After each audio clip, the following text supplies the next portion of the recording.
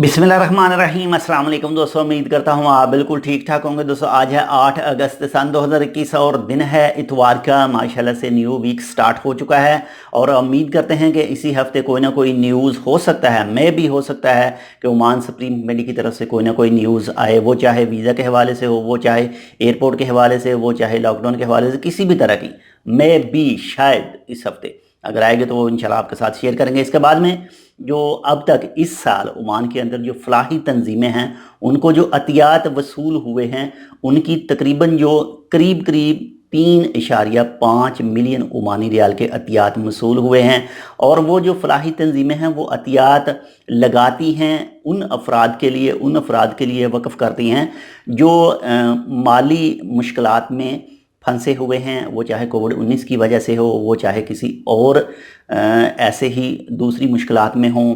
इससे पहले तकरीबन 2 से 3 महीने पहले कुछ जो कैदियों को रिहा कराया गया था वो भी फलाही तंजीम ने ही रिहा करवाया था पैसे पे करके। और इसके कुछ अलावा जो ओमान के सुल्तान जनाब हैथम बिन तारिक साहब ने भी खसूसी एक हुक्मनामा जारी किया था जिसमें जो कैदियों को रिहाई दिलाई गई थी।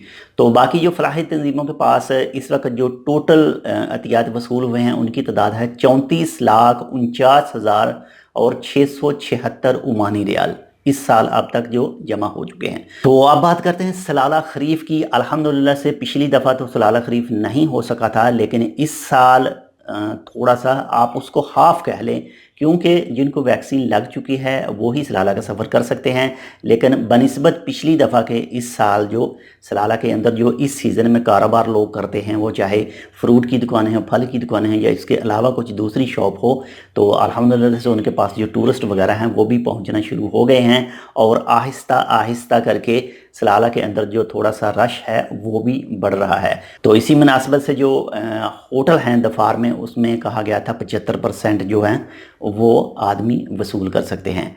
तो बाकी इंशाल्लाह मिलते हैं आपसे दूसरी अपडेट के साथ। तब तक के लिए अल्लाह हाफ़िज़।